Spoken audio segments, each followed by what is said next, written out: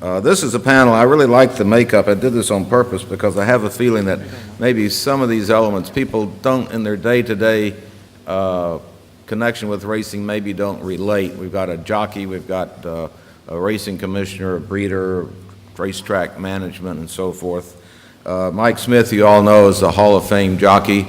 He's ridden extensive times on both coasts. I think that'll give him an interesting perspective. We've got Mr. Harris is, you come around this way is the easiest way, is a owner and breeder, but also has served distinguished service as a racing commissioner. Rollin Baugh is an international Bloodstock agent, advisor, really knows the ins and outs of the business from all angles. Nicholson, of course, you think of him now as a racetrack man. He's the president of Keeneland, but he has a tremendously well-rounded background. He was worked with, from the standpoint of the horsemen, with the KT, Kentucky Thoroughbred Association. He looked at the big picture in many ways as executive director of the Jockey Club, and now as president of Keeneland. He's involved not only with racing, but of course with the sales. So he has a very wide perspective as well. So let's just going to start out. I want this to be very informal. If the members of the panel want to break in and ask some questions of each other, I think that would be fine. From the standpoint of track management, the number of starts is a business angle, but it's also a humane issue, and I think I want to invite people to talk about the whole breadth of this issue, not just the breakdowns, but the management aspect of it. First, though, from a jockey, I'd love to ask Mike Smith, do you have any feel that horses today are in any way different or perhaps weaker or faster or better than they were when you started in your career? I was riding faster horses earlier on than I am right now, but not necessarily. I mean, you know, like I said, my best years in racing so far have probably been in 93, 94, which I was fortunate to ride in, a lot of great horses.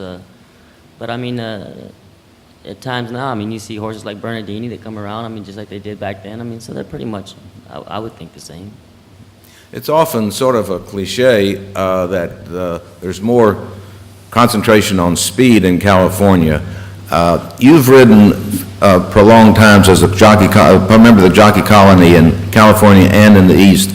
Do you have a sense, do the trainers tend to want you to use the horse a little quicker in the early part of a race in California? Is that valid, or? I would certainly say so. The tracks tend to be a little faster out there, so speed carries a little more, so you'd certainly want to take, use that to your advantage, I would believe. Thank you. I'd like to ask the other representatives here on this panel to talk about that distinction between how you generate good business, which is translated into large fields, and how you worry about the horse. How active can a racetrack be in encouraging trainers to run horses without going over the line of maybe urging them to do something that's not in the best interest of the horse? Mr. Harris, could you start with that? Well, the number of starts is of concern because it's gone down so much, and I don't think the tracks are really forcing people to run horses. I think there are the tracks don't like to just be stabling horses that should be at the farms, but I think I don't think really that's the track's problem that the people aren't starting more horses. I think it's just the economics of the game. It's one of the big things which is hard to quantify scientifically, that it just costs so much to turn a horse out and bring it back. A lot of these horses have some injury that was going to require some time, and they do get the time, but they never come back. And that's one of the big factors. I think it's good we're going to synthetic tracks in California that will give us a great test. We took a little bit of a risk in that because there were a lot of naysayers out there as far as that's going to be the way to do it or not, but from all the evidence we have at hand, it seems it is, and I think that'll be a real breakthrough for us, hopefully, that we'll see a lot more starts. Thank you. Nick, of course, we're all fascinated by the poly track, and you've got, almost 2 weeks of statistics now. So what's your early impression? And also I'd like for you to talk in terms of, in your years as racetrack management now, do you do you have, what's your perspective on that whole subject of letting the trainer take care of the horse and yet you needing to have a thriving business?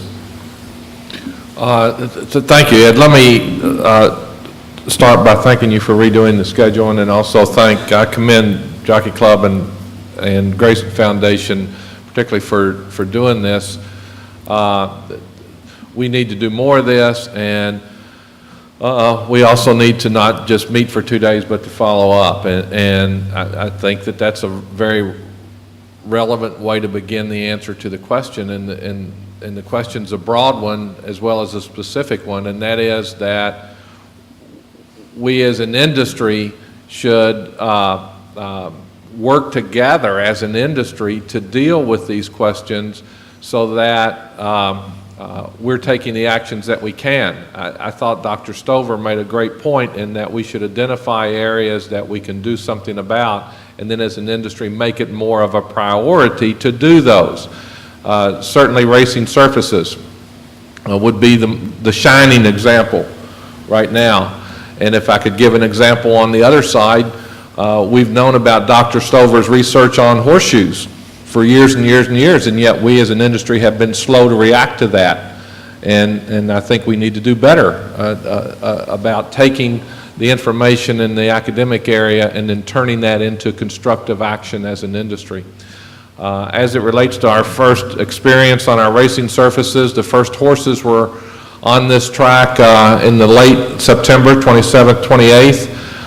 Dr. Peterson measured the track specifically, and if anyone is interested in the measurements of this track, I met with Dr. Peterson during the break, and we'll be glad to share data on what he learned about this track. My favorite number, as far as the first 2 weeks go, I can give you handle numbers. It's up. I can give you field size numbers. They're up. But my favorite number is 0. 0 is the time that the horse ambulance has been on the track, morning or night, morning or afternoon. So we have a lot to learn about the new surface. We're excited about it.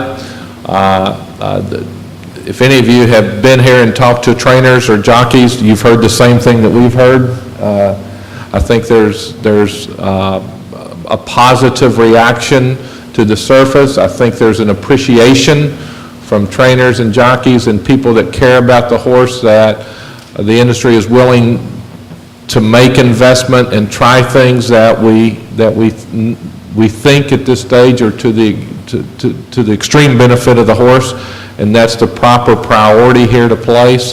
The track has got an interesting weather test the first 2 weeks. When we started racing the first 4 days, we had 80 degrees, this fall bright Indian summer sunshine, very low humidity that any of you who've been around tracks knows just suck the moisture out of the humidity.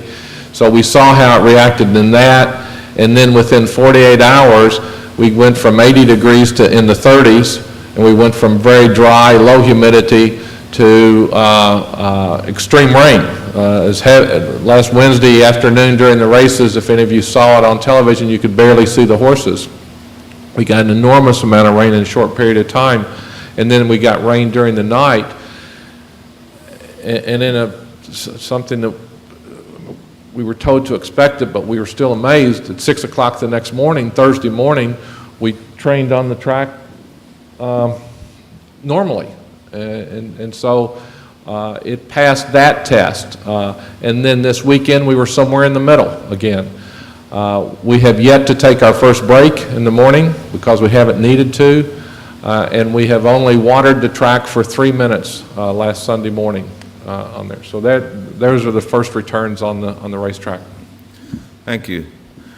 Turning to Rollin, you've been international horseman for many years. Do you find when you go to yearling sales today, do you find that the horses are different? Do you find it more difficult to find a horse that matches your conformation and apparent soundness criteria than it used to be?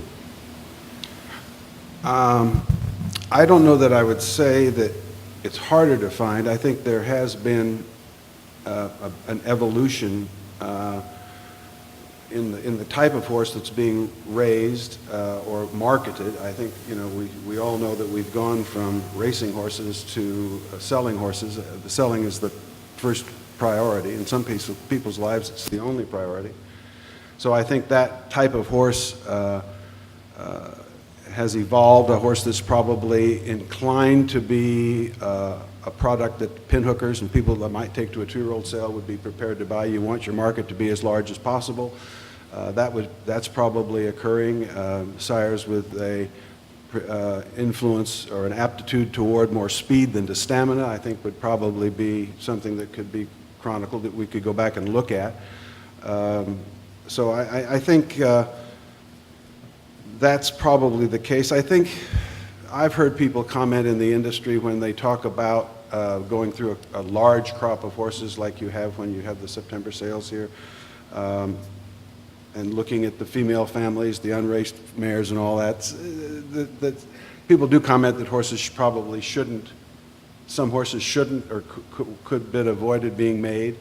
I think there are some sire lines that could be looked at with some degree of question of why they're being continued, but we know fashionability and marketability have great influences on that, and I think that's working its way in some part, through our inventory of horses. But yeah, I think there is a change, and I think it's driven by market forces, and I don't know that those market forces, just because you can sell a horse for $150,000, is necessarily an accomplishment by ourselves as an industry. Thank you. I'd like to ask everyone on the panel to respond. I personally was very surprised at the statistic that showed that the horses sold as 2-year-olds in the early sales, horses sold as yearlings, and horses not sold at all, they all had almost identical career paths in terms of number of starts. I thought I was smart enough to say, they're pushing those 2-year-olds too much. I'd like for each of you to comment on that statistic that shows that the 2-year-olds aren't hurt statistically, and just tell me what do you think that might mean in terms of what we're looking at here as starts per race. John?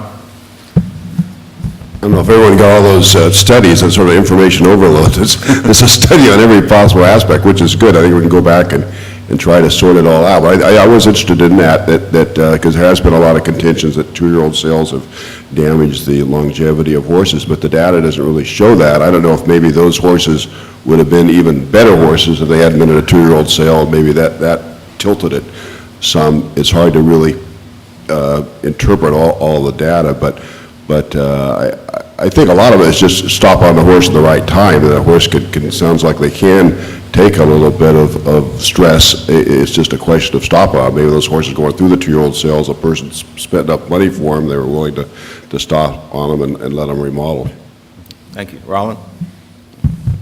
Well, I share your comment. I mean, it was the most important or the most shocking piece of information, because a lot of us have traveled in this world at thinking we were doing too much too early. And I really don't know how to break it down, whether that horse that's going to a 2-year-old sale is in the hands of a slightly more sophisticated person who's very, very mindful of the finish line, the sales ring, so he's monitoring closely how that horse is evolving in its training, and these are only guesses on my part.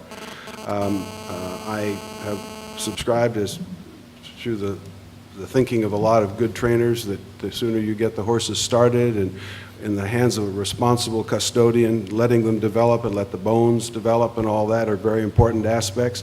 But it ends up coming down, and I want to commend the Grayson and Jockey Club people for the incredible amount of data they've provided us. But after I looked through that, and I didn't read it all, I was concentrating on summaries, but it struck me that all of this, many of these things can be corrected. The shoeing component to me is one of the things that just leaps off the page. But all of us from the beginning of the horse's career and have enormous custodial responsibilities in the choices we make and the discipline we apply to how we take care of the horse. And I just wrote down to just a few things how many stops the horse makes in our hands. You start out with the planning of the mating and the breeding, and what kind of horse did you choose to breed to? Did you walk yourself into a problem? The season that you use, the type of mare you use, the mare's history. How long should a mare remain in production if she's been unsuccessful as a producer or had a series of unsound animals? How was it raised? How was it fed? What was the medication part? What was the people that were responsible for the breaking? Did they do it responsibly and appropriately? Training, layup, agents' choices of things that are done. Trainers who bear an enormous amount of responsibility. Veterinarians, jockeys. Jockeys, I think, are placed in terribly difficult positions because the horses that might be marginal to maintain a relationship with a barn or something like that, they're not trying to be too hard on the horse or, try to lose a job in a barn, so they're not always in a position to be candid or take that right choice. The owner, who's under enormous economic pressures, and how are they going to find a way to get themselves into a satisfactory economic conclusion? Racing associations, states, all these jurisdictions, everybody's got a piece of this horse. And every one of them have to make incredibly responsible decisions, and tragically, we can all go down that list of all of those things and know there's a few too many people that aren't making the right choices, particularly with the amount of information we've just learned. Thank you. Mike, in terms of horses coming out of 2-year-old sales, do you have any sense of are you aware that these are horses that seem more precocious? Do you like to get on a horse that you know has been sold as a 2-year-old, or can you deal in those terms at all? Well, I mean, a lot of times when these 2-year-olds come out of these sales, especially the sales that they breeze them for, they have them.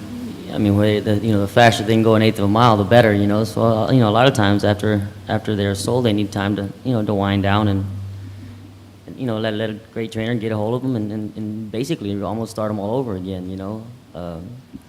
But I mean, again, it's a lot of this is as a rider anyway. I mean, we're out there to ride. I mean, you put us on the back, but we're going to ride them, and it's great to see some of these younger riders. Take notice to guys like Gary Stevens there and Chris McCarron, who actually really are horsemen. They're not just jockeys. They actually could tell you something about a horse and what they feel. And when when a trainer is able to listen to that, and when you're able to come back and tell them something, well, I think it means a lot. Nick, what was your take on the statistics about the sales? You of course conduct a great yearling sale and a nice 2-year-old sale too. I would highly recommend the month of September as an optimum time to buy a yearling. Okay. Clearly the most important. And which hemisphere is that?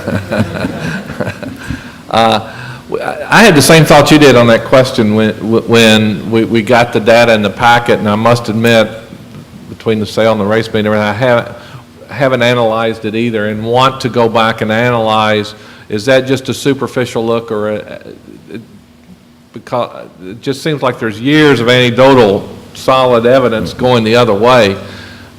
So I'm not sold yet on that. I want to read it and have our team look at it and read it more.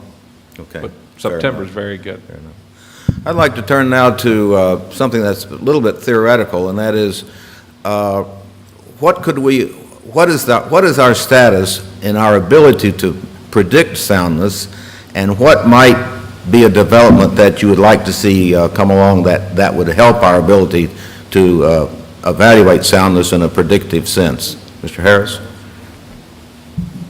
Well, that's something we all want to be able to do, and I think everyone intuitively thinks they can do it just by looking at a horse walk or feeling the joints and all that. But it's exciting to see some of these breakthroughs in technology coming along to help that, and it's too bad that it costs so much that you can't really do it on as many horses as you'd like. But I think if we get some kind of a regimen of scans or some type of a way to really see what's going on in a horse's joints and bones to predict if that horse is in fact, as Sue Stovert pointed out, is got the little tear that's going to happen and is predisposed. Because it sounds like these injuries aren't something that just happen out of the blue. They are predictable, but we don't really have the tools for the average trainer owner to predict them, and that they're available, but it's a cost issue. So I think we need to figure out some, there's probably no silver bullet out there, but some way to cost effectively better predict what's going on inside the horse. Rollin, I remember our friend George Blackwell used to say he didn't think he needed protection from what he should be able to see, but he needed protection from things that he couldn't see, and I think he was referring to scoping at that time. How do you see it in terms of your ability to evaluate, and what tools can you envision that might help you do a better job of that? Well, I was very impressed with Dr. McElrea's list of technologies and equipment and all that, and how that's moving along. I tend to think it's a price we should pay. I guess it can get to a point where it's really not affordable, but I think it will be affordable, and if you can pay several $100,000 for a horse, you can pay a few $1,000s to evaluate its continuing serviceability. To continue with the George Blackwell thinking, who was an agent of considerable reputation, who was in England but represented some of the best buyers in the world. One of the things that he probably emphasized most in the selection of horses was the people he bought the horses from. Not some magic thing that he saw in the horse or some particular characteristic, but he believed that how the horse was raised and how the people dealt with that animal in its developmental period was one of the paramount factors in the choices he made. And if you went back and looked at who he purchased from, it was a very sound thinking, and on the other side of the coin, the people that he didn't purchase from. He was a person you could take a lot of lessons from. That's right. That's right. Nick, you're in an unusual position. You have this marvelous sale. There's an economic thing here. A big breakthrough in predictive soundness could really affect a lot of horses that would then be seen to be not particularly good prospects. Can you just sort of talk about how you can see something like that having a short-term disruption of the market, and how do you think it would eventually play out? 2 points, I guess, Ed. One would be that we should not be afraid of science. We should embrace it. We should continue to look at different ways that we can create data, and then as an industry react and move on this good science. Sometimes the science exists, but I dare say all of us in this room have heard things this morning that we had not heard before yet. A lot of this has been around for some time. So I don't think we should be afraid of science, and I don't think we should be afraid of information and of learning. And I also think equally important, at the heart and soul of this game, the game's better than all this. And so, no, I'm not afraid of the future. I think it's going to be great, and these horses will continue to confound us and amaze us, and so we shouldn't be afraid. We should embrace it. Thank you. Mike, I want to put some pressure on you here. This is an industry that, if there's anything we like more than, almost as much as horses, is we like gossip, and we like critical gossip. I'm not asking you to name names, but are jockeys aware, or do they talk among themselves about trainers who rightly or wrongly have the reputation for using medications that are illegal? Do you all talk about that, and does it concern you when you're on that horse? Don't we all? We certainly do, to be honest with you. Yeah, I mean, all of a sudden you see a man that has trained for a lot of years, or great horseman or whatever, but always just done, so much, and all of a sudden he's winning everything that's around. You start to wonder. I mean, and we all do. Everyone does. If you had some sort of solution there, if you could be in charge, do you think it's something that requires better testing, or would there be some other way that you would like to see that solved? Again, assuming that the guy is really meeting the rules. I better testing. I mean, I know it's very expensive, but I mean, I think that's the only way, is just better testing.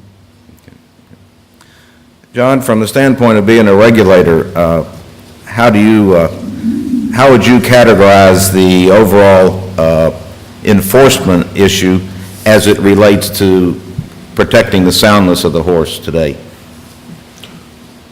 Well, I think we've got good enforcement. I think we have to keep in mind that there are a lot of therapeutic medications that there are threshold levels for and that are used. And I really don't think the therapeutic type things are the problem. I think probably the bigger issue, which we really don't police, are joint injections. If that may degrade, which a lot of the research may indicate that can degrade the long-term longevity of the horse with multiple cortisone injections into a joint.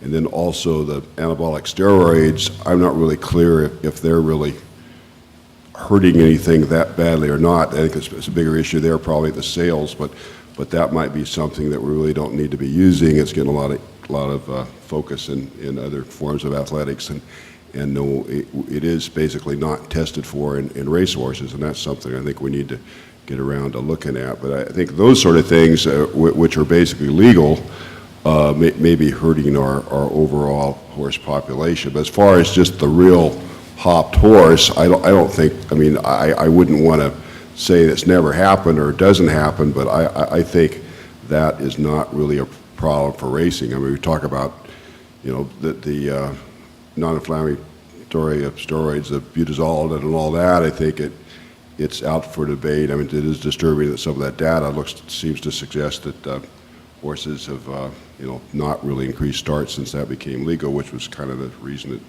it became in use. So that's bothersome, but I don't think it's really a super big factor, and it may well keep some horses going that wouldn't be.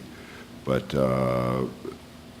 it's the same way with Lasix, I think, is pretty well a fact of life, and that's one of the most used medications. But I think it has been shown that just about every horse does bleed, and just as a humane reaction to that if it does, even though Lasix is not a silver bullet either, that's something that I think is sound to be legal. But as far as the strictly illegal medications, I think we do have testing. I know in California we spend a lot of money on testing, and we stepped it up, and we're spending quite a bit per sample, and I just don't think very much is getting through the cracks.